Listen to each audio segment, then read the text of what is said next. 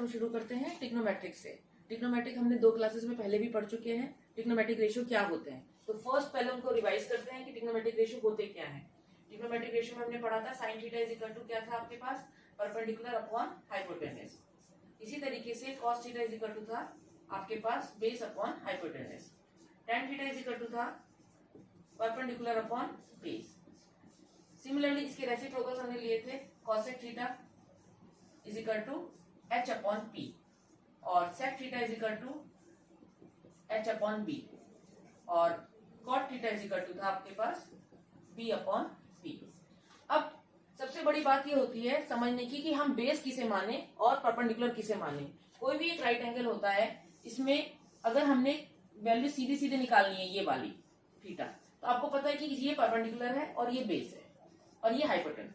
लेकिन अगर ये अल्फाबेटिकली और उसमें दिए हुए नोटेशन में दिए हो, सपोज A B C, और आपको निकालना हो tan C की वैल्यू निकालनी, तो हम इसे किसको बेस मानेंगे और किसको परपेंडिकुलर मानेंगे, ये आज के टॉपिक में हम डिस्कस करेंगे कि हम किसको बेस मान रहे हैं और किसको परपेंडिकुलर मान रहे हैं। तो इसके लिए मैं आपको कुछ तरकीब बताती हूँ जिससे बहुत आसानी से आप इसको सॉल्व कर सकते हैं। कुछ ट्रिक्स जिससे ट्रिग्नोमेट्री और भी आसान हो जाती है। जैसे आपने ये वाला एंगल इस तरीके से हमने ट्रायंगल लिया, ये है आपका 90 डिग्री का एंगल। ये हमने कहा A B और C, इस तरीके से हमने इसको माना है। ये आपको दे रखा है 13, ये आपको दे रखा है 5। तो फर्स्ट इसमें हम पाइथागोरस लगा के AB की वैल्यू निकालेंगे। तो पाइथागोरस थ्योरम लगा के AB की वैल्यू निकाली तो क्या होगा, AC square is equal to AB square plus BC square. अब AC स्क्वायर कितना है 13 का square is equal to AB आपको नहीं पता प्लस BC मीन्स 5 का स्क्वायर, तो कितना आ गया ये 169 is equal to AB square plus 25। अगर हम इसको ऐसे इधर लेके जाएं तो हो जाएगा AB square is equal to 169 minus 25, it means it is 144। तो AB is equal to under root 144, under root 144 it means it is 12। तो ये वाली साइड आपके पास 12 आ गई। पहले तो हमने इसकी साइड फाइंड कर ली, जो भी आपकी अननोन साइड थी वो हमने फाइंड कर ली। उसके बाद हम देखेंगे कि हमें एंगल्स की वैल्यू निकालनी है। मैं आपको क्वेश्चन देती हूँ इसमें कि हमें कैसे हम एंगल की वैल्यू निकालेंगे। सपोज आपसे पूछा गया है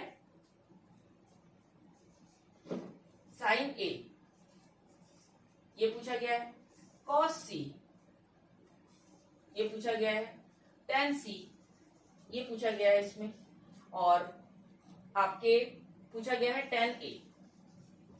तो अब इन दोनों में डिफरेंस क्या है। अब जब हम tan C के लिए लेते हैं, हम जब tan C हम ले रहे हैं, ये वाला हम एंगल ले रहे हैं, तो हम इसमें क्या करते हैं, जब tan C और 90 डिग्री वाले एंगल के साथ वाली लाइन को हम बेस मान लेते हैं। यानी कि अगर हमें एंगल C कंसीडर करना है, एंगल C, तो बेस आपका हो जाएगा BC, बेस आपका हो जाएगा इसमें BC।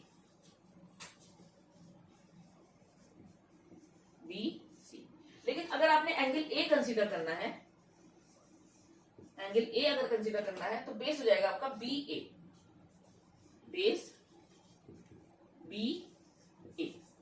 और हाइपोटेनस हम किसे कहते हैं, 90 डिग्री के सामने वाला, जो 90 डिग्री के सामने वाली साइड होती है वो हमेशा होती है हाइपोटेनस। यानी कि इस केस में हाइपोटेनस क्या हुआ, हाइपोटेनस हो गया आपका AC। तो पहले तो यही समझना है कि हमें परपेंडिकुलर किसे ले रहे हैं, बेस किसे ले रहे हैं और हाइपोटेनस किसे ले रहे हैं। अगर आप इन चीजों को समझ जाएंगे तभी आप क्वेश्चन को आगे कर पाएंगे। अब जैसे हमने लिया साइन A, हमें साइन A निकालना है, तो साइन A हम कैसे करते हैं, चलिए हम इसमें साइन A के लिए बेस आपका क्या होगा BA। हमें अगर साइन A निकालना है, साइन A, तो साइन A में जो बेस मानेंगे हम, साइन A में जो बेस होगा वो होगा आपका BA या AB। ओके, और इसमें बेस ये हो गया और परपेंडिकुलर क्या होगा, देखो बेस अगर हम कंसीडर कर लेते हैं तो जो दूसरी साइड बचती है 90 डिग्री के साथ वाली वो परपेंडिकुलर हो जाती है, परपेंडिकुलर हो जाएगा इसमें BC। और हाइपोटेनस तो आपको पता ही है कि 90 डिग्री के सामने वाला, यानी कि हाइपोटेनस हो गया आपके पास AC। अब साइन A होता क्या है, परपेंडिकुलर अपॉन बेस। तो इस केस में परपेंडिकुलर ओवर हाइपोटेनस, परपेंडिकुलर क्या है BC और हाइपोटेनस है इसमें AC। अब अब BC की वैल्यू कितनी आई थी? BC की वैल्यू आई थी आपकी 5 और AC था आपका 13। तो इस तरीके से आपने निकाल लिया साइन A की वैल्यू, ये निकाल। अब इसी तरीके से अगर हमें साइन C की वैल्यू निकालनी है, साइन C की वैल्यू निकालने के लिए, साइन C की वैल्यू निकालने के लिए आपके पास बेस क्या बनेगा? C के साथ वाली लाइन, यानी कि CB या BC, सेम थिंग। तो साइन C निकालने के लिए आपका बेस जो हो जाएगा वो हो जाएगा आपके पास BC हो जाएगा। इसी तरीके से परपेंडिकुलर हो जाएगा आपके पास AB, ये हो जाएगा। और हाइपोटेन्यूज हो जाएगा आपके पास, कितना हो जाएगा ये? AC। अब साइन C निकालने के लिए बेस, परपेंडिकुलर, हाइपोटेन्यूज तीनों है, और साइन C की वैल्यू होती है perpendicular upon hypotenuse. It means sine C is equal to what? Perpendicular AB over hypotenuse AC। AB कितना था इस केस में? AB था आपके पास 12 और AC था आपके पास 30। अब आप देख लीजिए, एक ही ट्राइंगल से साइन A और साइन C की डिफरेंट वैल्यूज आपके मिल गई। तो सबसे पहले ट्राइंगल में ये समझना जरूरी है कि हम जो एंगल ले रहे हैं उस एंगल के रेस्पेक्ट में परपेंडिकुलर क्या है और बेस क्या है और हाइपोटेन्यूज हम किसे मान रहे हैं। अगर आप ट्राइंगल को नहीं समझ पा रहे हैं तो आप आगे के क्वेश्चंस नहीं कर पाएंगे। अब जैसे अब इसके बाद हम कहते हैं सपोज कॉस C निकालना है आपने, तो कॉस C हमें निकालना है, तो इसका मतलब हमें एंगल C निकालना है। एंगल C के साथ हमें बेस किसे मानेंगे? कॉस C के लिए, कॉस C के लिए बेस जो हो जाएगा वो हो जाएगा आपके पास BC, परपेंडिकुलर हो जाएगा आपके पास AB और हाइपोटेन्यूज हो जाएगा आपके पास AC। और कॉस C की वैल्यू आपको पता है, कॉस C आपका क्या होता है? Base upon hypotenuse. तो बेस कॉस C के केस में क्या है? BC है, BC अपॉन AC।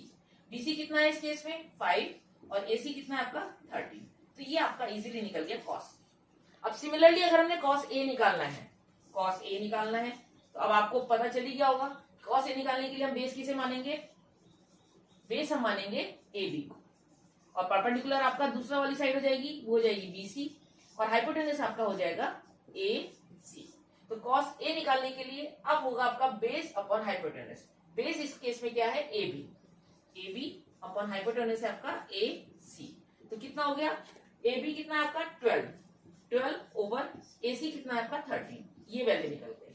देखिए एक ही ट्राइंगल में कॉस C और कॉस A दोनों डिफरेंट वैल्यू हैं। अब एग्जाम में क्या पूछा जाता है या फिर आपसे टीचर क्या पूछ रहा है, वो डिपेंड करता है कि कौन सा एंगल से पूछा जा रहा है, उसमें हम बेस क्या मान रहे हैं और परपेंडिकुलर हम किसे मान रहे हैं। सिमिलरली अब एक मैं टेस्ट लेती हूँ tan A के लिए, tan A और tan B के लिए हम करते हैं, tan C के लिए सॉरी, tan A के लिए बेस क्या होगा? AB। बेस ये वाला जो हम कर रहे हैं, इधर लिख लेते हैं tan A। बेस क्या है आपका? AB, परपेंडिकुलर है BC और हाइपोटेन्यूज है AC। और आपको पता ही है उसमें क्या होता है? Perpendicular upon base. तो परपेंडिकुलर कितना है? BC और बेस कितना है आपका? AB। ये वैल्यू आपके पास आ गई 5/12, ये आ गया। इसी तरीके से अगर हम tan C के लिए देखें तो tan C के लिए क्या होगा?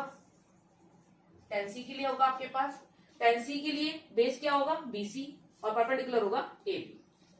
तो इसमें perpendicular AB over BC। AB कितना आपके पास? AB आपका 12 और BC आपका 5। तो इस तरीके से आप tan C की वैल्यू निकाल सकते हैं।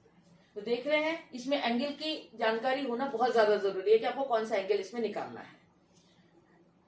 इस तरीके से आप इन क्वेश्चंस को आसानी से कर सकते हैं। अगर आपको सपोज tan थीटा पूछा है, आपको यही नहीं पता कि आपको कौन सा एंगल कंसीडर करना है, उसमें बेस हम क्या माने, परपेंडिकुलर हम क्या माने, हाइपोटेन्यूज हम क्या माने, तो क्वेश्चंस नहीं कर पाएंगे। लेकिन अगर आप इस तरीके से फॉलो करते हैं, जिसके साथ एंगल बना हुआ है उसके और 90 डिग्री के साइड को अगर हम बेस मान लेते हैं तो दूसरी साइड अपने आप ही परपेंडिकुलर हो जाएगी और 90 डिग्री के सामने वाली साइड हो जाएगी हाइपोटेन्यूज। Okay now